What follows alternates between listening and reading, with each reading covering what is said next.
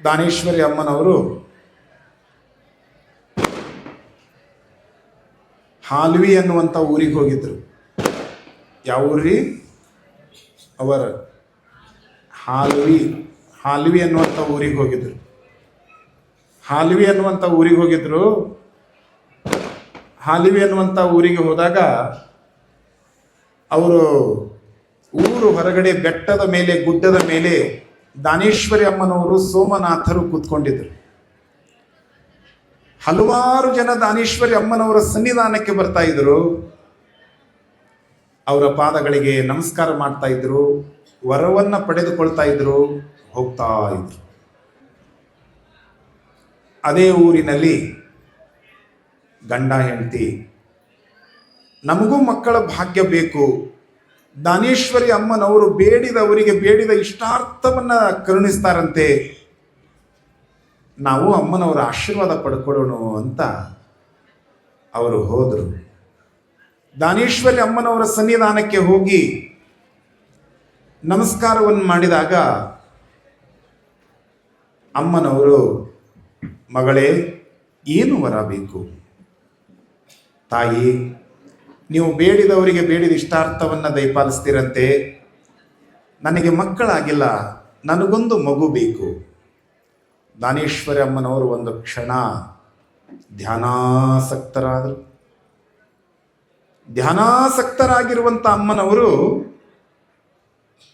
ಆ ತಾಯಿಯ ಮಸ್ತಕದ ಮೇಲೆ ತಮ್ಮ ವರದ ಹಸ್ತವನ್ನಿಟ್ಟು, ಮಗಳೇ, ಈ ಜನ್ಮದಲ್ಲಿ ನಿನಗೆ ಒಂದು ಮಗುವನ್ನ ದೇವರು ದಯಪಾಲಿಸ್ತಾ ಇದ್ದಾನೆ, ಹೆಣ್ಣು ಮಗು ಬೇಕೋ ಗಂಡು ಮಗು ಬೇಕೋ ಅಂತ ಕೇಳಿದರು.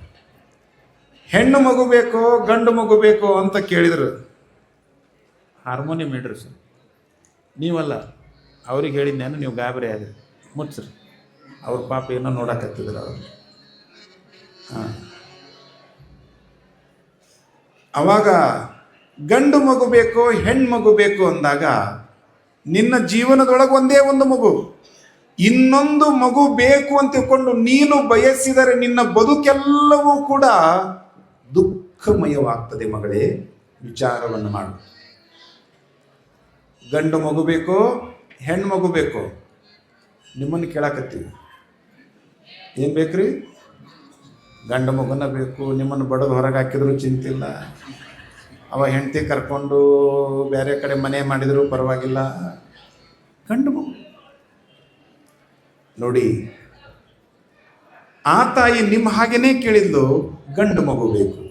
ಮಗಳೇ, ಆಲೋಚನೆಯನ್ನು ಮಾಡು, ದುಡುಕಬೇಡ, ಅವಸರ ಬೇಡ ಮಗಳೇ, ಆತುರ ಬೇಡ ಮಗಳೇ.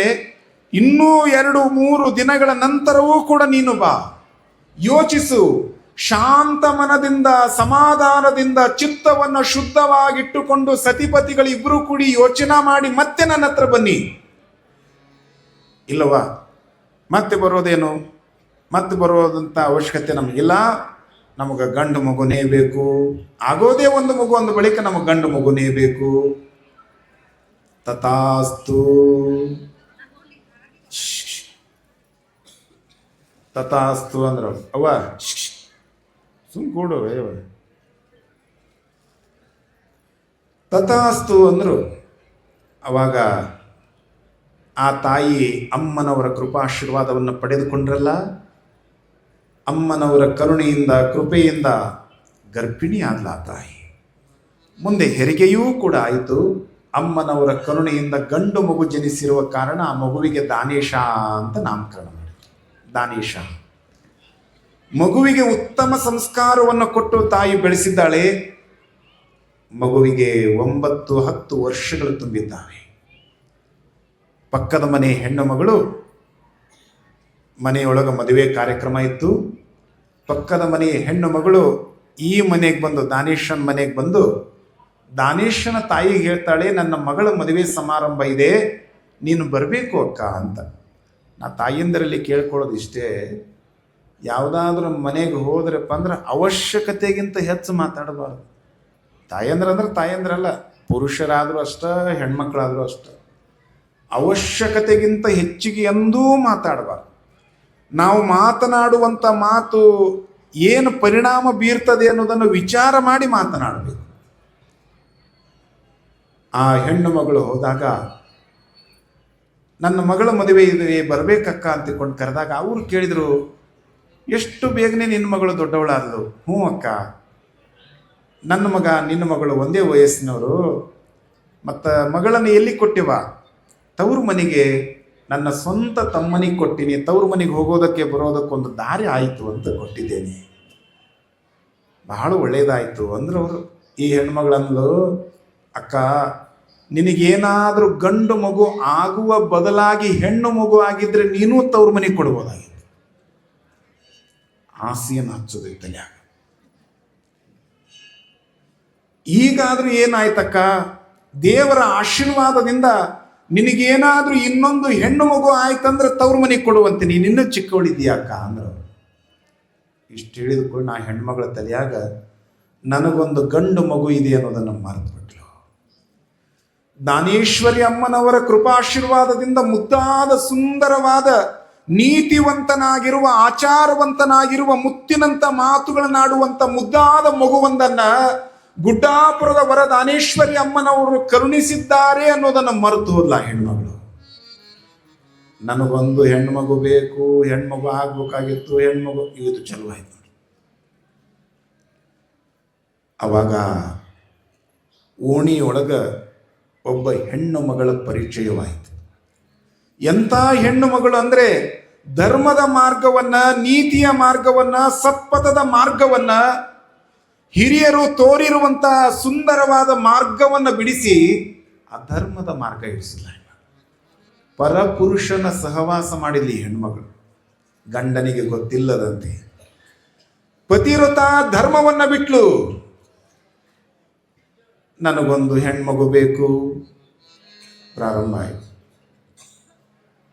ಪತಿಗೆ ಗೊತ್ತಿಲ್ಲದಂತೆ ಪರಪುರುಷನೊಂದಿಗೆ ಬದುಕನ್ನ ನಡೆಸುವಂತ ಹೆಣ್ಣು ಮಗಳು ಒಂದು ದಿನ ಪರಪುರುಷನೊಂದಿಗೆ ಕುಳಿತುಕೊಂಡಿರುವಾಗ ಮಗ ಬಂದ. 9 ವರ್ಷದ ದಾನೇಶ ಮಂಚದ ಮೇಲೆ ಕುಳಿತುಕೊಂಡಿರುವಂತ ತಾಯಿಯನ್ನು ನೋಡಿದ. ಅವ್ವಾ ಇವ್ರು ಯಾರು? ಅವ್ವಾ ಇವ್ರು ಯಾರು? ಅವಾಗ ತಾಯಿಯಂದು, ಇವ್ರು ನಿನ್ನ ಚಿಕ್ಕಪ್ಪ, ನಿಮ್ಮ ಕಾಕ. ನಾನು ನೋಡೇ ಇಲ್ಲ. ಇಲ್ಲ, ತುಂಬಾ ದಿನಗಳಿಂದ ಇವರು ದೂರ ಹೋಗಿದ್ರಪ್ಪ, ಇವತ್ತು ಊರಿನಿಂದ ಬಂದಿದ್ದಾರೆ. ಹೌದಾ, ಸರಿ ಸರಿ ಸರಿ. ಹುಡುಗ ಆಟ ಆಡೋದಕ್ಕೆ ಹೊರಗಡೆ ಹೋದ. ತಾಯಿ ಅಂತಾಳೆ, ನಾನು ನಿಮ್ಮೊಂದಿಗೆ ಕುಳಿತುಕೊಂಡಿರುವುದನ್ನು ನನ್ನ ಮಗು ನೋಡಿದೆ.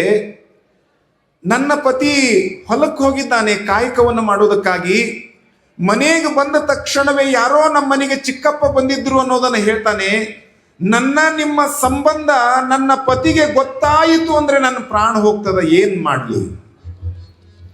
ಅವಾಗ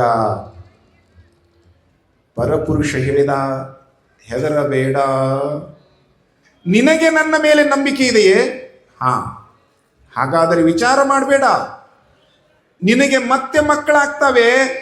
ನನ್ನ ನಿನ್ನ ಸಂಬಂಧವನ್ನ ಯಾವ ನಿನ್ನ ಮಗು ನೋಡಿದೆಯಲ್ಲ, ನಿನ್ನ ಗಂಡ ಬರುವುದರೊಳಗಾಗಿ ಆ ಮಗುವನ್ನ ಇಲ್ಲವಾಗಿಸಬೇಕು ಅಂದ. ಆ ತಾಯಿ ಅಂತಾಳೆ, 9 ತಿಂಗಳವರೆಗೆ ನನ್ನ ಗರ್ಭದಲ್ಲಿ ಇಟ್ಟುಕೊಂಡು ಆ ಮಗುವನ್ನು ನಾನು ಬೆಳೆಸಿದ್ದೇನೆ, ಜೋಪಾನ ಮಾಡಿದ್ದೇನೆ. ಈ ಭೂಮಿಗೆ ಬಂದ ಮೇಲೆ ನನ್ನ ಎದೆ ಹಾಲನ್ನ ಕೊಟ್ಟು ಲಾಲನೆ ಪಾಲನೆಯನ್ನ ಮಾಡಿ ಪ್ರೀತಿಯಿಂದ ಉಣಿಸಿ ಆ ಮಗುವನ್ನು ಬೆಳೆಸಿದ್ದೇನೆ. ಯಾವ ಕೈಗಳಿಂದ ಆ ಮಗುವಿನ ಸ್ನಾನವನ್ನು ಮಾಡಿಸಿದ್ದೇನೋ, ಯಾವ ಕೈಗಳಿಂದ ತುತ್ತು ಮಾಡಿ ಆ ಮಗುವನ್ನು ಉಣಿಸಿ ಬೆಳೆಸಿದ್ದೇನೋ, ಯಾವ ಕೈಗಳಿಂದ ಆ ಮಗುವನ್ನು ನಾನು ಮಲಗಿಸಿದ್ದೇನೋ, ಲಾಲನೆ ಪಾಲನೆಯ ಲಾಲಿಯ ಹಾಡುಗಳನ್ನ ಹಾಡಿ ಆ ಮಗುವಿಗೆ ಮುದ್ದಾಡಿದ್ದೇನೋ, ಇಂಥ ಕೈಯಿಂದ ಆ ಮಗುವಿಗೆ ವಿಷವನ್ನು ಕೊಡಬೇಕೆ? ಅವ ಅಂದ, ನೀ ಬದುಕಬೇಕಾದ್ರೆ ಆ ಮಗು ಸಾಯ್ಬೇಕು. ಆ ತಾಯಿ ಅಂತಾಳೆ, ನಾ ಬದುಕಬೇಕು. ತನಗಿಂತ ಪ್ರಿಯವಾದ ವಸ್ತು ಇನ್ನೊಂದುಂಟೆ ಅಂತ ಹೇಳ್ತಾರೆ.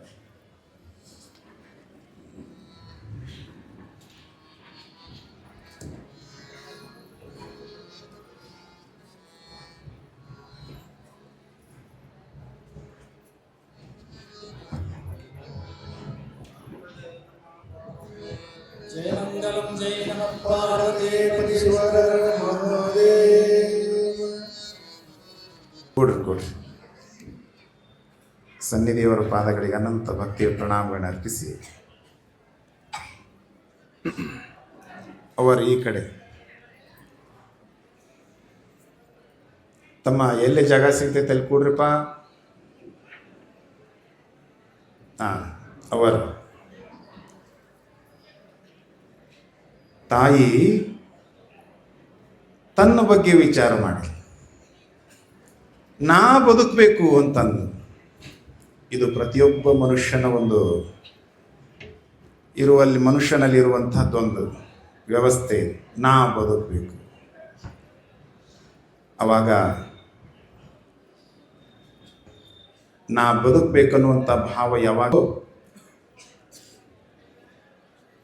ಆವಾಗ ಏನು ಮಾಡೋದು? ನಿನ್ನ ಮಗುವಿಗೆ ಹಾಲಿನಲ್ಲಿ ವಿಷವನ್ನು ಬೆರೆಸಿಕೊಡ್ಬೇಕು ಅಂತ, ಹಾಲಿನಲ್ಲಿ ವಿಷವನ್ನು ಬೆರೆಸಿಕೊಡ್ಬೇಕು ಅಂತ ತಿಳ್ಕೊಂಡು ಹೇಳಿದಾಗ ತಾಯಿಯಲ್ಲೂ ಹ್ಯಾಗ ಕೊಲ್ಲದೆ ಹೋದರೆ ನಿನ್ನ ಗಂಡ ನಿನ್ನ ಪ್ರಾಣ ತೆಗಿತಾನೆ, ನೀನು ಕೊಲೆಗೆ ಒಳಗಾಗ್ತೀಯ. ಅವಾಗ ತಾಯಿ ಹಾಲಿನೊಳಗೆ ಭಯಂಕರವಾಗಿರುವಂಥ ವಿಷವನ್ನು ಬೆರೆಸಿ ಮಗುವನ್ನು ಕರೆದು ದಾನೇಶ ಅಂತಿಕೊಂಡು ಕೂಗಿ ಕರೆದಾಗ ಹುಡುಗ ಅಂಗಳದಲ್ಲಿ ಆಟ ಆಡ್ತಾ ಇತ್ತು. ಒಳಗಡೆ ಬಂದ. ಮಗುವಿಗೆ ತಾಯಿ ಹಾಲನ್ನು ಕೊಟ್ಟಳು, ಈ ಹಾಲು ಕುಡಿಬೇಕು ಅಂತ. ಹುಡುಗ ಹೇಳಿದ, ಮಧ್ಯಾಹ್ನದ ಸಮಯದಲ್ಲಿ ಎಂದಿಗೂ ಕೂಡ ನೀನು ಹಾಲನ್ನು ಕೊಟ್ಟವಳಲ್ಲವ್ವ, ಮಧ್ಯಾಹ್ನ ಮಜ್ಜಿಗೆಯನ್ನು ಕುಡಿಬೇಕು ಅಂತ ಅಪ್ಪಾಜಿ ಹೇಳಿದ್ದ. ಇವತ್ತು ಯಾಕವ್ವ ಮಧ್ಯಾಹ್ನ ಹಾಲು ಕೊಡ್ತಾ ಇದೆಯಾ ಅಂತ ಮಗು. ತಾಯಿ ಉದ್ವೇಗಕ್ಕೊಳಗಾಗಿದ್ಲು, ಕೋಪಕ್ಕೊಳಗಾಗಿದ್ಲು, ಅಸಮಾಧಾನಕ್ಕೊಳಗಾಗಿದ್ಲು. ತಾಯಿ ಅಂತಾಳ, ಅದನ್ನೆಲ್ಲ ಪ್ರಶ್ನೆ ಮಾಡೋ ಹಾಗಿಲ್ಲಪ್ಪ, ಸುಮ್ಮನೆ ನೀನು ಹಾಲು ಕುಡಿಬೇಕು ಅಂತ. ಸುಮ್ಮನೆ ಹಾಲು ಕುಡಿಬೇಕು ಅಂದಾಗ ಹುಡುಗಂದ, ಅವ್ವ ನಾನು ಪ್ರೀತಿಯಿಂದ ಹಾಲು ಕುಡಿತೇನೆ, ಆದರೆ ನಮ್ಮ ಮನೆಯಲ್ಲಿ ನಿಯಮ ಏನಿದೆ, ನನ್ನ ತಂದೆ ಕಲಿಸಿಕೊಟ್ಟಿರುವಂಥ ನಿಯಮ ಏನಿದೆ ಅಂದರೆ, ನಾನು ಹಾಲು ಕುಡಿಯುವ ಪೂರ್ವದಲ್ಲಿ ಅಪ್ಪ ಅರ್ಧ ಕಪ್ ಹಾಲು ಕುಡಿದು ಕೊಡ್ತಾ ಇದ್ದ. ಇವತ್ತು ಮನೆಯೊಳಗೆ ಅಪ್ಪ ಇಲ್ಲ, ಚಿಕ್ಕಪ್ಪ ಇದ್ದಾನೆ, ಅವರು ಅರ್ಧ ಕಪ್ ಹಾಲು ಕುಡಿದು ಕೊಟ್ಟ ಮೇಲೆ ನಾ ಕುಡಿತೀನಿ ಅಂದ. ಅವಾಗ ಆ ಚಿಕ್ಕಪ್ಪನ ಪಾದಗಳಿಗೆ ನಮಸ್ಕಾರ ಮಾಡಿದ. ಹಾಲು ಕುಡಿಬೇಕು ಅಂತ ಕೇಳ್ಕೊಂಡ ಹುಡುಗ ಕೋಪಕ್ಕೊಳಗಾಗಿದ್ನಲ್ಲ, ಜೋರಾಗಿ ಒತ್ತ ಈ ಹುಡುಗನನ್ನ. ಹುಡುಗ ಬಂತು, ಅವ್ವ ಕೋಪ ಮಾಡ್ಕೊಂಡಾರ ಚಿಕ್ಕಪ್ಪ, ಬಿಡಪ್ಪ ಅವ್ರು ದೂರಿಂದ ಬಂದಿದ್ದಾರೆ, ಸುಮ್ಮನೆ ನೀನು ಒಬ್ಬನೇ ಕುಡಿದು ಬಿಡಬೇಕು ಅಂತ. ತಾಯಿ ಹೇಳಿದಾಗ ಮಗುವಂತು, ಅವ್ವ ನಿನ್ನ ಕಣ್ಣೊಳಗ ನೀರು ಬರಬಾರ್ದು, ಈ ಹಾಲಿನಲ್ಲಿ ನೀನು ವಿಷವನ್ನು ಬೆರೆಸಿ ಕೊಟ್ಟಿದ್ದರೂ ಸಹಿತ ನಾನು ಅಮೃತ ಅಂತ ಕೊಂಡು ಕುಡಿತೀನವ್ವ. 9 ತಿಂಗಳದವರೆಗೆ ನಿನ್ನ ಗರ್ಭದಲ್ಲಿ ನನ್ನನ್ನು ಇಟ್ಕೊಂಡು ನನಗೆ ಪ್ರಾಣವನ್ನು ಕೊಟ್ಟಂತ ಮಾತೆ ನೀನು. ನೀನು ಚೆನ್ನಾಗಿರ್ಬೇಕು, ನಿನ್ನ ಕಣ್ಣೊಳಗ ನೀರು ಬರಬಾರ್ದು, ನಾ ಈ ಹಾಲನ್ನು ಕುಡಿತೀನಿ ಅಂತ ತಿಳ್ಕೊಂಡು ತಾಯಿಯ ಪಾದಗಳಿಗೆ ಭಕ್ತಿಯಿಂದ ನಮಸ್ಕಾರ ಮಾಡಿ ಹುಡುಗ ದಾನೇಶ ಹಾಲನ್ನು ಕುಡಿದ್ಬಿಟ್ಟ. ಭಯಂಕರವಾಗಿರುವಂಥ ವಿಷ. ಹುಡುಗ ಆಟ ಆಡುವುದಕ್ಕಾಗಿ ಹೊರಗಡೆ ಹೋದ. ಏನು ಹೊಸ್ತಿಲನ್ನ ದಾಟಿ ಹಿಂಗೆ ಹೋಗ್ಬೇಕು ಅನ್ನುವಷ್ಟರಲ್ಲಿ ವಿಷ ಮಸ್ತಕಕ್ಕೇರಿತ್ತು. ಅಂಗಳದೊಳಗ ಹುಡುಗ ಹೊತ್ಕೊಂಡು ಬಿದ್ದ. ರಕ್ತವನ್ನ ಮೈತುಂಬ ಎಲ್ಲ ಕಾರಿಕೊಳ್ಳೋದಕ್ಕೆ ಪ್ರಾರಂಭ ಮಾಡಿದ. ಸಂಕಟವಾಗ್ತಾ ಇತ್ತು. ಹುಡುಗ ಒದ್ದಾಡ್ತಾ ಇದ್ದ. ಬಾಗಲ ಕಡೆಗೆ ಮುಖವನ್ನ ಮಾಡಿ ಅವ್ವಾ ಅಂತ ತಿಳ್ಕೊಂಡು ಕೂಗಿದ ಹುಡುಗ. ಅವ್ವಾ ಅಂತ ತಿಳ್ಕೊಂಡು ಕೂಗಿದ. ತಾಯಿ ಓಡೋಡಿ ಬಂದ್ಬಿಟ್ಲು ಒಳಗಿಂದ. ನನ್ನವ್ವ, ನನ್ನ ಹಡದವ್ವ ನನ್ನನ್ನು ಬಂದು ಎತ್ಕೊಂತಾಳೆ ಅಂತ ತಿಳ್ಕೊಂಡು ಹುಡುಗ ಹಿಂಗ ಕೈ ಮಾಡಿತ್ತು. ಓಡೋಡಿ ಬಂದಿರುವ ತಾಯಿ ಮಗುವನ್ನು ಎತ್ಕೊಳ್ಳಿಲ್ಲ. ನೀ ಸಾಯಿ ಅಂತ ತಿಳ್ಕೊಂಡು ಬಾಗ್ಲ ಮುಚ್ಕೊಂಡು ಒಳಗಡೆ ಹೋಗ್ಬಿಟ್ಟು. ಬಾಗ್ಲ ಮುಚ್ಕೊಂಡು ಒಳಗಡೆ ಹೋಗ್ಬಿಟ್ಟು. ಒಳಗಡೆ ಹೋದ ತಕ್ಷಣ ಹುಡುಗ ಒದ್ದಾಡಿದ. ಒಳಗಡೆ ಇರುವಂಥವಳು ನಿಜವಾಗಿಯೂ ಕೂಡ ನನ್ನವ್ವ ಅಲ್ಲ. ಹಾಗಾದರೆ ನನ್ನ ತಂದೆಯನ್ನಾದರೂ ಕೂಡ ನಾ ಕರಿಬೇಕು ಅಂತ ತಿಳ್ಕೊಂಡು ಅಪ್ಪ ಅಂತ ತಿಳ್ಕೊಂಡು ಕೂಗಿದ. 4 ಕಿಲೋಮೀಟರ್ ದೂರದಲ್ಲಿ ಒಲ್ಲೂರು ಅನ್ನುವಂಥ ಊರೊಳಗ ಕೃಷಿ ಕಾಯಕ ಮಾಡಕ್ಕೆ ಹೋಗಿರುವಂಥ ತಂದೆಗೆ ಮಗುವಿನ ದುಃಖ ಕೇಳಿತ್ತು. ಆದರೆ ಬರೋದಕ್ಕೆ ತಡ.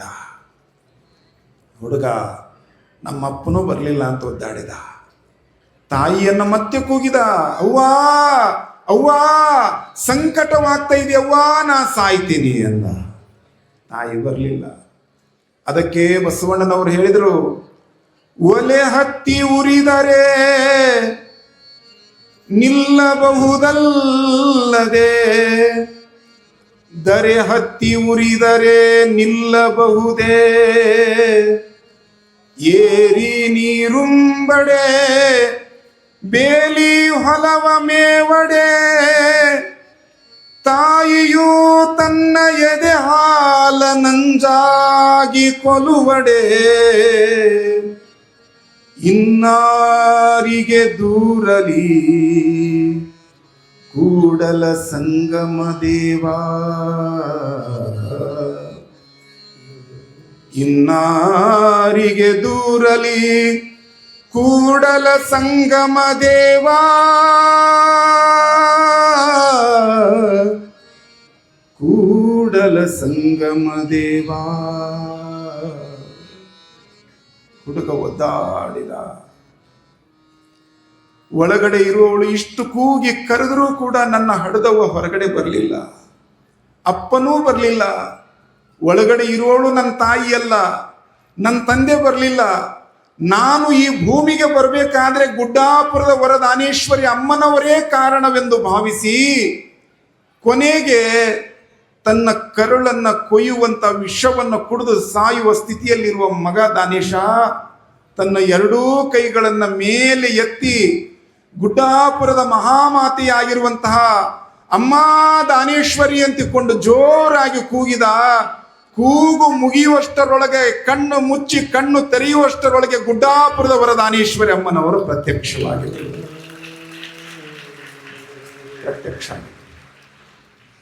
ಆ ಮಗುವನ್ನು ತನ್ನ ಮಡಿಲಲ್ಲಿ ಅಮ್ಮನವರು ಮಲಗಿಸಿಕೊಂಡಿದ್ದಾರೆ. ತನ್ನ ವರದ ಹಸ್ತವನ್ನು ಮಸ್ತಕದ ಮೇಲೆ ಇಟ್ಟ ತಕ್ಷಣವೇ ರಕ್ತದ ಮಡುವಿನಲ್ಲಿ ಹೊರಳಾಡ್ತಾ ಇರುವಂಥ ಮಗು ವಿಷ ಇಳಿದು ಹೋಗಿತ್ತು. ಅಮ್ಮ ಅಂದ. ಮಗನೇ, ಏನು ವರ ಬೇಕು? ಯಾವ ತಾಯಿ ನಿನಗೆ ವಿಷವನ್ನು ಕೊಟ್ಟಿದ್ದಾಳೆಯೋ ಅವಳು ಸಾಯಿಲಿ ಅಂತ ತಿಳ್ಕೊಂಡು ಶಾಪ ಹಾಕ್ಕೊಡ್ಲೇನೋ? ಬೇಡ ನನ್ನವ್ವ, ಅವರು ಮಾಡಿದ ಕರ್ಮವನ್ನು ಅವರೇ ಅನುಭವಿಸ್ತಾರೆ. ಅವಳು ನನಗೆ ಜನ್ಮ ಕೊಟ್ಟಿದ್ದಾಳೆ, ಅವಳಿಗೆ ಶಾಪ ಕೊಡಬೇಡ. ಶಾಪ ಕೊಟ್ಟು ನೀನು ಚಿಕ್ಕವಳಾಗಬೇಡ. ಏನು ವರ ಬೇಕು? ನಾನು ಇನ್ನು ಮುಂದೆ ಅಮ್ಮ ಅಂತಿಕೊಂಡು ಕೂಗಿ ಕರೆದಾಗ ನೀನು ಬಂದು ಪ್ರತ್ಯಕ್ಷಳಾಗಿ ನನಗೆ ಆಶೀರ್ವಾದ ಮಾಡು, ಇಷ್ಟೇ ವರವನ್ನು ನೀಡು ಸಾಕು ಅಂದ. ಅವಾಗ ದಾನೇಶ್ವರಿ ಅಮ್ಮನವರು ಆಶೀರ್ವಾದ ಮಾಡಿ ಅದೃಶ್ಯವಾದರು. ತಂದೆ ಬಂದ. ಏನಾಯಿತು ಏನಾಯಿತು ಏನಾಯಿತು ಏನಾಯಿತು? ಹೀಗಾಯಿತು, ಅವ್ವ ವಿಷ ಕೊಟ್ಲು. ಹೌದಾ? ಎಲ್ಲಿದ್ದಾಳೆ ನಿಮ್ಮವ್ವ? ಒಳಗಡೆ ಅದಾಳ. ಅವ್ರು ಯಾರೋ ಕಾಕ ಅಂತ ಚಿಕ್ಕಪ್ಪ ಅಂತ ಬಂದು ಕುಂತಾರ, ನನಗೆ ಯಾರೂ ಇಲ್ಲ. ಬಾಗಿಲನ್ನು ತೆರೆದ ಪತಿ ಪರಪುರುಷನೊಂದಿಗೆ ಕುಳಿತುಕೊಂಡಿರುವಂತಹ ಮಡದಿಯನ್ನು ನೋಡಿದ. ಕೊಡ್ಲಿಯನ್ನು ತೆಗೆದುಕೊಂಡು ಇನ್ನೇನು ಕಡಿಬೇಕು ಅಂದ. ಹುಡುಗಂದ, ಕಡಿಬೇಡಪ್ಪ, ಮನೆ ಬಿಟ್ಟು ಹೊರಗಡೆ ಕಳಿಸು. ಮತ್ತು ಏನು ಮಾಡೋಣ? ಅವ್ರ ಪಾಪ ಅವರನ್ನು ನಾಶ ಮಾಡ್ತದ. ನಾವೇನು ಮಾಡೋಣ? ನಮ್ಮ ಮನೆಯನ್ನು ಹೊಲವನ್ನು ಊರು ಗುರುಗಳಿಗೆ ಇದನ್ನು ದಾನವಾಗಿ ಕೊಟ್ಟು ನಾವು ಗುಡ್ಡಾಪುರಕ್ಕೆ ದಾನಮ್ಮ ತಾಯಿ ಸೇವಾ ಮಾಡಕ್ಕೆ ಅಲ್ಲೇ ಹೋಗಿ ನಮ್ಮ ಜೀವನವನ್ನು ಅರ್ಪಣೆ ಮಾಡಿಕೊಳ್ಳೋದು. ಅವಾಗ ತಂದೆ ಮಡದಿಯನ್ನು ಹೊರಗೆ ಹಾಕಿದ. ಪರಪುರುಷನ ಹಿಂದೆ ಹೋಗ್ತಾ ಇರುವಂಥ ಹೆಣ್ಣು ಮಗಳು ಅವ ಅಂದ, ನನ್ನ ಹಿಂದೆ ಯಾಕೆ ಬರ್ತಾ ಇದ್ದೀನಿ ನೀನು? ನನ್ನ ಹಿಂದೆ ಯಾಕೆ ಬರ್ತಾ ಇದೆಯಾ? ನಿನ್ನ ಕಾರಣದಿಂದಾಗಿ ನನ್ನ ಪತಿ ನನ್ನ ಮಗ ನನ್ನಿಂದ ದೂರ ಆಗಿಬಿಟ್ರು. ಮತ್ತು ನಾನು ಎಲ್ಲಿ ಬದುಕಬೇಕು? ನಾನೇ ಮತ್ತೊಬ್ಬರ ಮನೆಯೊಳಗೆ ಬಂದು ಬದುಕಾಕತ್ತೀನಿ. ನಾನು ಮತ್ತೊಬ್ಬರ ಮನೆಯೊಳಗೆ ಬಂದು ಅಳಿಯತನಕ್ಕೆ ಬಂದು ಉಳ್ಕೊಂಡೀನಿ. ಇನ್ನು ನಿನ್ನ ಕರ್ಕೊಂಡು ಹೋಗಿ ಅಲ್ಲಿ ಹೆಂಗೆ ಇರೋದಕ್ಕೆ ಸಾಧ್ಯ ಆಗ್ತದ? ನಿನ್ನ ದಾರಿ ನಿನಗ, ನನ್ನ ದಾರಿ ನನಗ. ಕ್ರಮ ತಪ್ಪಿ ನಡೆಯುವುದರಿಂದ ಕಷ್ಟವೆನ್ನುಂಟೆ. ಅವ ಮನೆಗೆ ಹೋದ, ಮಡದಿಗೆ ಬೇಡವಾಗಿದ್ದ, ಮಕ್ಕಳಿಗೆ ಬೇಡವಾಗಿದ್ದ. ಹೊತ್ತು ಮುಳುಗಿ ಕತ್ತಲಾಗಿತ್ತು, ಹಾಲು ಬಿಸಿಯಾಗಿ ಕಾದಿತ್ತು. ಆ ಹಾಲಿನೊಳಗೆ 2 ಕರಿಹಲ್ಲಿ ಬಿದ್ದು ಹಾಲು ಕುದ್ದಿತ್ತು. ಕತ್ತಲದಾಗ ಹಾಲು ಕುಡ್ದ. ಆ ಮಗು ಸಾಯಲಿ ಅಂತ ವಿಷ ಏನು ಕೊಟ್ಟಿದ್ದ, ಇವ ಏನು ಹಾಲು ಕುಡ್ದ, ಬೆಳಗಾಗೋದ್ರೊಳಗೆ ಇವನೇ ಸತ್ತೋದ. ಈ ಹೆಣ್ಣು ಮಗಳು ಪತಿಗೆ ಮೋಸ ಮಾಡಿದ್ಲಲ್ಲ, ಪತಿಗೆ ಗೊತ್ತಿಲ್ಲದಂತೆ ಪರಪುರುಷನೊಂದಿಗೆ ಬದುಕಿದ್ಲಲ್ಲ, ಆ ಪಾಪ ಕರ್ಮ ಎಂದೂ ಬಿಡಂಗಿಲ್ಲ. ಅದು ಯಾರನ್ನೂ ಕೂಡ ಬಿಡಂಗಿಲ್ಲ, ಎಂಥವರನ್ನೂ ಬಿಡಂಗಿಲ್ಲ. ಪಾಪ ಕರ್ಮ, ಪುಣ್ಯದ ಕರ್ಮ ಅದನ್ನು ಅನುಭವಿಸೇ ಹೋಗ್ಬೇಕು. ಅದಕ್ಕೆ ದಾಸರು ಹೇಳೋದು, ನಾ ಮಾಡಿದ ಕರ್ಮ ಬಲವಂತವಾದರೆ ನೀ ಮಾಡುವುದೇನೋ ಶ್ರೀಹರಿಯೇ. ಅದನ್ನು ಅನುಭವಿಸ್ಲಾರ್ದನ್ನು ಹೋಗೋಕ್ಕೆ ಯಾರಿಂದನೂ ಆಗಂಗಿಲ್ಲ. ಆ ಹೆಣ್ಣು ಮಗಳಿಗೆ ಕುಷ್ಠರೋಗ ಬಂತು, ಮೈಯಲ್ಲೆಲ್ಲ ಕೀವಾಯಿತು, ಹುಳಗಳಾಯಿತು, ದುರ್ಗಂಧಮಯವಾಗಿ ನಾರೋದಕ್ಕೆ ಪ್ರಾರಂಭ ಮಾಡಿದ್ರು. ಮುಂದೆ ಊರನ ಜನ ವಿಚಾರ ಮಾಡಿದರು, ಇಂಥ ಹೆಣ್ಮಗಳು ನಡೆದ ದಾರಿಯೊಳಗೆ ಏನಾದರೂ ನಮ್ಮೂರು ಹೆಣ್ಮಕ್ಳು ನಡೆದಾಡಿದರೆ ಇವಳಲ್ಲಿ ಇರುವಂಥ ದುರ್ಗುಣಗಳೆಲ್ಲ ನಮ್ಮೂರು ಹೆಣ್ಮಕ್ಳಿಗೆ ಬರ್ತಾವೆ. ಹಾಗಾಗಿ ಇವಳನ್ನು ಜೀವಂತವಾಗಿ ಸುಡಬೇಕಂತ ಜೀವಂತವಾಗಿ ಸುಟ್ಟರು. ಹೇಳುವಂಥ ಉದ್ದೇಶ ಇಷ್ಟೇ, ಒಮ್ಮೆ ಏನಾದರೂ ಒಂದು ಹೆಜ್ಜೆ ತಪ್ಪು ಅಂದರೆ 1000 ಹೆಜ್ಜೆ ತಪ್ಪಕ್ಕಾಗುತ್ತೆ. ಈ ಗಂಡ್ಮಕ್ಳು ಶರ್ಟ್ ಇರ್ತಾನೆ ನೋಡ್ರಿ, ಒಂದು ಬಟನ್ ಹೆಚ್ಚು ಕಡಿಮೆ ಹಾಕ್ಕೊಂಡಿವಪ್ಪ ಅಂದ್ರೆ ಉಳ್ದೋದು ಬಟನ್ ಎಲ್ಲ ಹೆಚ್ಚು ಕಡಿಮೆನ ಆಗ್ತಾವೆ.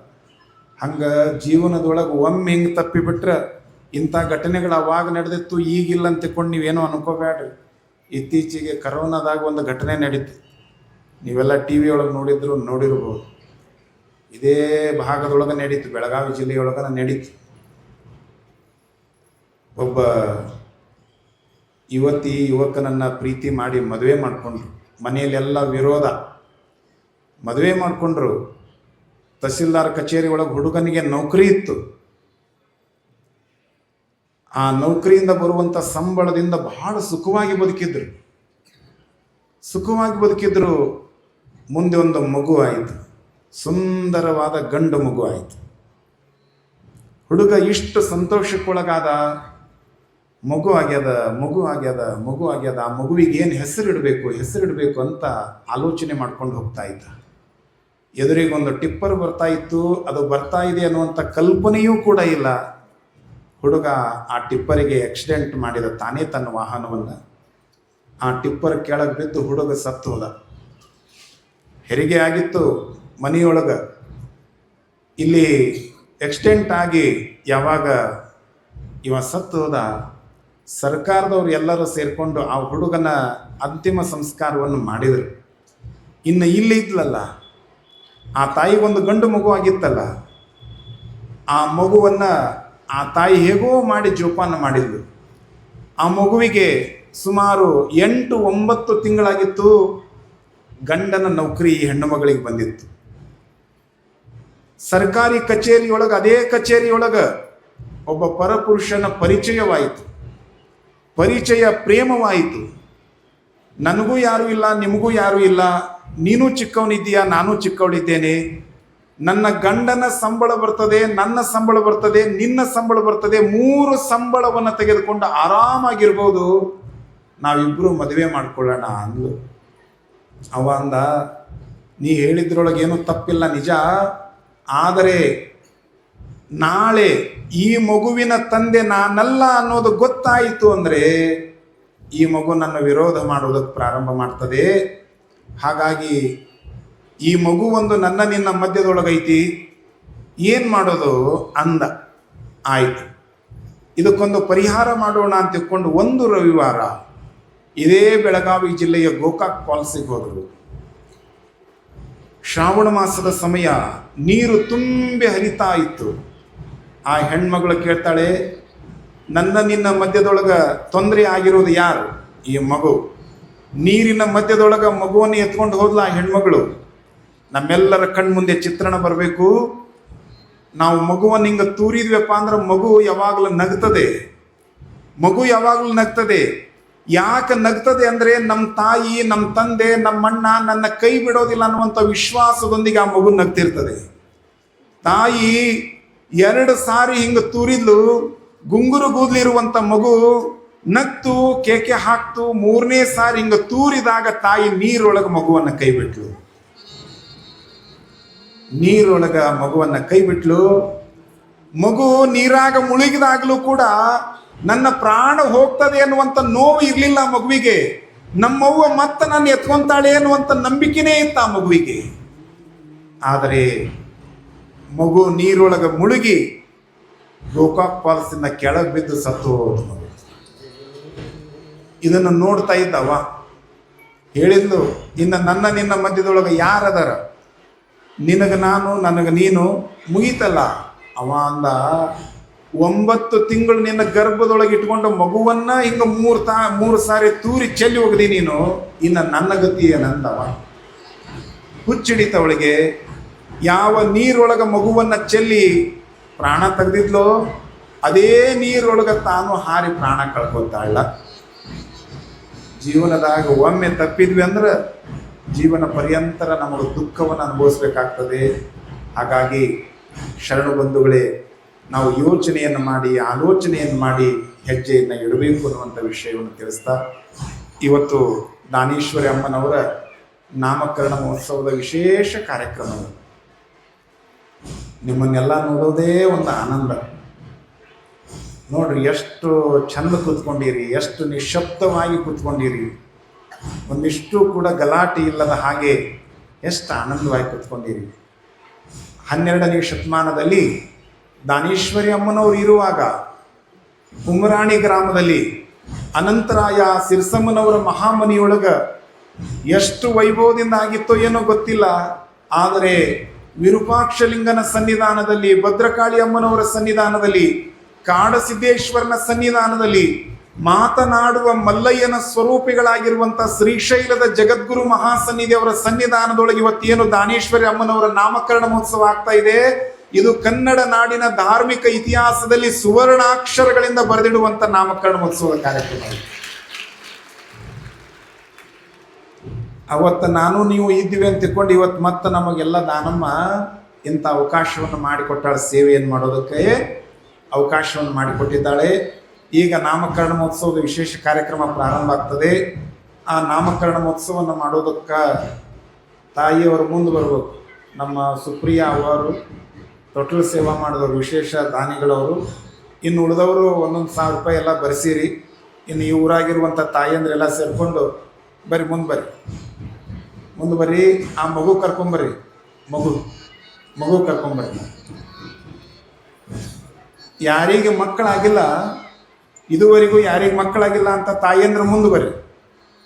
ಅವ್ರು ಯಾರೇ ಆಗಿರ್ಬೋದು, ಯಾರಿಗೆ ಮಕ್ಕಳಾಗಿಲ್ಲ ಅಂತ ತಾಯಿಯಂದ್ರ ಮುಂದೆ ಬನ್ನಿ. ಇಲ್ಲೇ ಜಗದ್ಗುರು ಮಹಾಸನ್ನಿಧಿಯವರ ಅಮೃತ ಹಸ್ತದಿಂದ ನಿಮಗೆ ಆಶೀರ್ವಾದವನ್ನು ಕೊಡಿಸಲಾಗ್ತದೆ.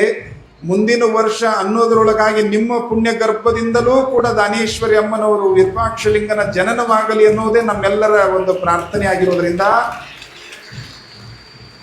ಯಾರಿಗೆ ಮಕ್ಕಳಾಗಿಲ್ಲ ಅವರು ಯಾವುದೇ ಊರಿನವರಾಗಿರ್ಬೋದು, ಆ ತಾಯಿಯಂದ್ರೆಲ್ಲ ಮುಂದೆ ಬರ್ರಿ. ಇನ್ನು ಜೋಗಳ ಪದ ಹಾಡುವಂಥ ತಾಯಿಯಂದ್ರೆ ಯಾರಾದ್ರೂ ಇದ್ರೆ ಒಂದ ಪದ ಹಾಡ್ಬೇಕಾ? ಮತ್ತೆ ಒಂದ ಪದ ನೀವು ಹಾಡ್ತೀರ? ಹಾಂ, ಹಾಡ್ರಿ. ಚಿನ್ನಾಳಿ ನಾಡೋ ಕನ್ನಾಳಿ ನಾಡೋ ಬಣ್ಣದ ತೊಟ್ಟಿಲೊಳಗೆ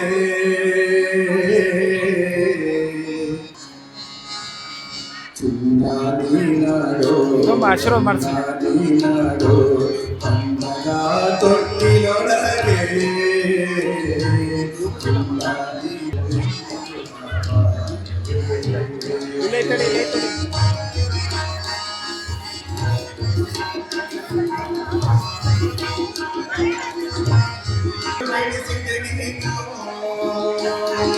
ಶಿವನಾನತಿಯಂತೆ ಶಿಶುವಾಗಿ ನೀನು ವಸುದೇವನು ಜನಿಸಿದಿನಿ.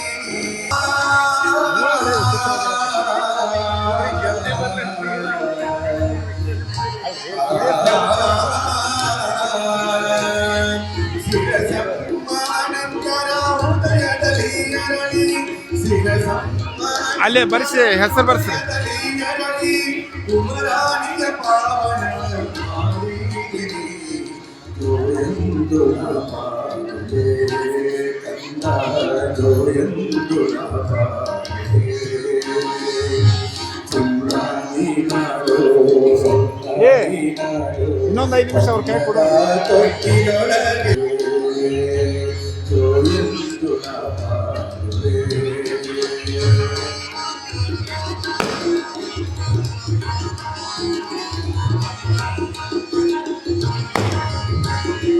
ಬಾಲ್ಯದಲ್ಲಿ ಶಿವ ಪೂಜೆ ಶಿವ ಧ್ಯಾನದಲ್ಲೇ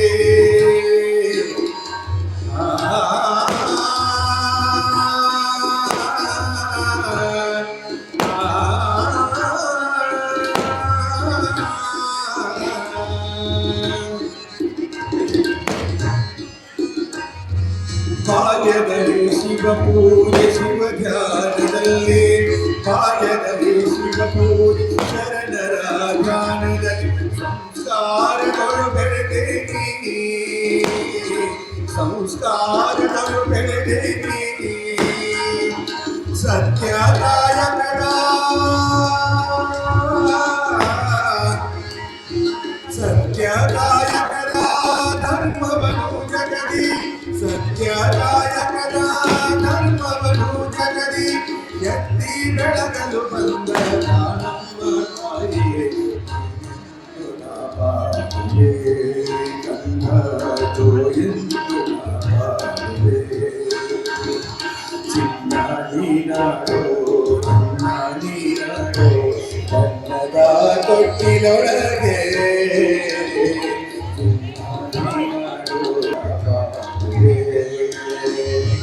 ಜೋಯಂದು ಪಾಡುವೆ ಜೋಯಂದು ಪಾಡುವೆ ಜೋಯಂದು ಪಾಡುವೆ ಗೊಂಬೆ ಗೊಂಬೆ ಗೊಂಬೆ ಆ ಮಗುವಿನ ನಾಮಕರಣ ಮಾಡಿ ಕಳಿಸ್ಬಿಡ್ರಿ ಅದನ್ನ. ಅದಕ್ಕೆ ಹೆಸರಿಟ್ಟು ಕಳಿಸ್ಬಿಡ್ರಿ ಆ ಮಗು ಭಾಳ. ಅದನ್ನ ಇದು ಮಾಡ್ರಿ ಮೊದಲು. ಸುಪ್ರಿಯಾ ಅಕ್ಕವರು ತೊಟ್ಟಿಲ ಕಾರ್ಯಕ್ರಮಕ್ಕಾಗಿ ತೊಟ್ಲ ತರ 5,001 ಕೊಟ್ಟಾರ. ನೀವೆಲ್ಲರೂ 1,001 1,001 ಹಿಂಗೆಲ್ಲ ಬರ್ಸಿರಿ. ಬರಿಸಿದವರು ಕೂಡ ಅಲ್ಲಿ ಯಾರು ಬರ್ಸಿರಿ ಆ ಕಾಣಿಕೆನ ಅರ್ಪಣೆ ಮಾಡ್ರಿ. ಬರಿಸಿದಂಥವ್ರು ಎಲ್ಲರಿಗೂ ಕೂಡ ವೀರಭದ್ರ ಸ್ವಾಮಿಯ ದಾನೇಶ್ವರಮ್ಮನವರ ಆಶೀರ್ವಾದ ಇರಲಿ. ಈಗ ಒಂದು ಕಾರ್ಡ್ಲೆಸ್ ಮೈಕ್ ಕೊಡ್ಬೇಕು ಅವ್ರಿಗೊಂದು. ಇವ್ರಿಗೊಂದು ಕಾರ್ಡ್ಲೆಸ್ ಮೈಕ್ ಕೊಟ್ಟಾರ. ಮೈಕ್ ಕಾರ್ಡ್ಲೆಸ್ ಮೈಕ್ ಎಲ್ಲಿ ಅಲ್ಲಿ ಕೊಡು. ಅವ್ರ ಅಲ್ಲಿ ಮೈಕ್ ತಗೋರಿ. ಈಗ 2-3 ಮಂದಿ ಅಷ್ಟೇ ಇಲ್ಲಿರ್ರಿ. ಉಳಿದವರೆಲ್ಲ ಇವ್ರಿಗೆ ಗುಡಿ ತುಂಬ್ರಿ.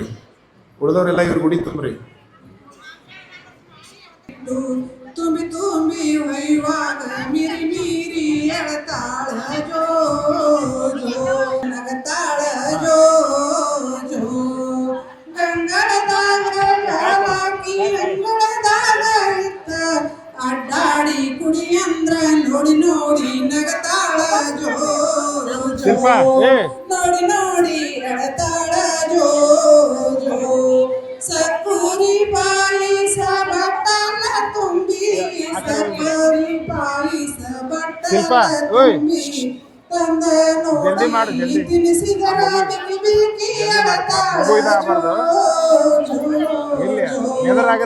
ನೀರಾಗ ನಳ ಸೂರ್ಯ ಚಂದ್ರನ ನೋಡಿ ಅದರಂತೆ ಬೋರಾಗಿ ಎಳತಾಳ ಜೋ ಜೋ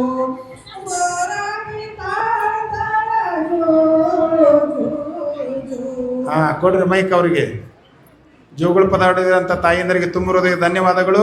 ಈಗ ನಾಮಕರಣ ಮಹೋತ್ಸವವನ್ನು ನಡೆಸಿಕೊಡ್ಬೇಕು. ಈಗ ಇಲ್ಲೇ ಮಕ್ಕಳಾಗದೇ ಇರುವಂಥ ತಾಯಿಯಂದರಿಗೆ ಆಶೀರ್ವಾದ ಆಗ್ತಾ ಇದೆ.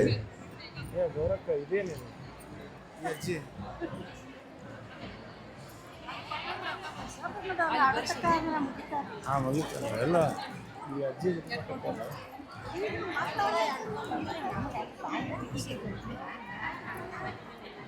ನಿಮಗ ಮಕ್ಕಳಾಗದೇ ಇರೋರ್ಗೆ ಅಷ್ಟ ಇದು. ಎಲ್ಲಿದಾರ? ಅವರ ಬರ್ಬೇಕ. ಇಲ್ಲ ಇಲ್ಲ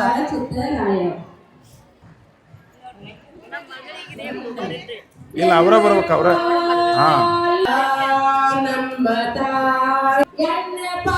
ಅಕ್ಕ ಸ್ವಲ್ಪ ಸರಿ ಹೆಸರು ಅಷ್ಟ ಇಡ್ರಿ.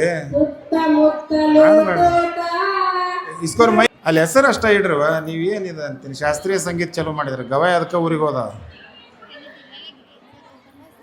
ಹೆಸರು ಇಡೋದು ಮಾಡ್ರಿ ಇವ. ಹೆಸರಿಟ್ರೇನು 5 ಹೆಸರು 5 ಹೆಸರು ಇಟ್ರೆ ಇಟ್ರ ಮೈಕ್ ಈ ಕಡೆ ಕೊಟ್ಬಿಡ್ರಿ. ನಿಮ್ಮ ಗಂಡನ ಹೆಸರು ಹೇಳಿ ಕೊಟ್ಬಿಡ್ರಿ ಮೈಕ್ ಈ ಕಡೆ. ಹೇಳ್ರಿ ಅಷ್ಟು ಹೆಸರು ಹೇಳಿ ಕೊಟ್ಬಿಡ್ರಿ. ಇಲ್ಲ ಹೌದಾ ಅಲ್ಲಿ ಕೊಡ್ರಿ ಅವರು. ನಮ್ಮ ಎಲ್ಲ ತಾಯಿಯಂದಿರು ಗುರುಗಳ ಆಶೀರ್ವಾದವನ್ನ ಮಗುವಿಗೆ ಇಲ್ಲಿ ಕರುಣಿಸ್ತಾ ಇದ್ದಾರೆ. ಬಹಳ ವೈಭವದಿಂದ ಭಕ್ತಿಯಿಂದ ದಾನೇಶ್ವರಿ ಅಮ್ಮನವರ ನಾಮಕರಣ 12ನೇ ಶತಮಾನದೊಳಗೆ ಹೇಗಾಗಿತ್ತೋ ಅದಕ್ಕಿಂತಲೂ 100 ಪಟ್ಟು ಹೆಚ್ಚು ಅನ್ನುವ ಹಾಗೆ ನಮ್ಮ ಯಡೂರಿನ ಮಾಂಜ್ರಿಯ ಸುತ್ತಮುತ್ತಲ ಗ್ರಾಮದ ಎಲ್ಲ ತಾಯಂದ್ರು ಸೇರ್ಕೊಂಡು ಇವತ್ತೆಲ್ಲ ಮಾಡಿರಿ. ನಿಮ್ಮೆಲ್ಲರಿಗೂ ದಾನೇಶ್ವರಿ ಅಮ್ಮನವರ ಆಶೀರ್ವಾದ ಸಂಪೂರ್ಣವಾಗಿ ಪಡೆದುಕೊಳ್ಳುವಂಥ ಶುಭ ಸಮಯದಲ್ಲಿ ನಾನು ನೀವುಗಳೆಲ್ಲರೂ ಕೂಡ ಇದ್ದೇವೆ. ಆ ಮಗುವಿಗೆ ಶುಭವನ್ನ ಕೋರ್ತಾ, ಆ ತಾಯಿಗೂ ಕೂಡ ಶುಭವನ್ನ ಕೋರ್ತಾ ಅವರೆಲ್ಲರಿಗೂ ಕೂಡ ಒಳ್ಳೆಯದಾಗಲಿ ಗುರುಗಳ ಪ್ರಾರ್ಥನೆಯನ್ನು ಮಾಡಿ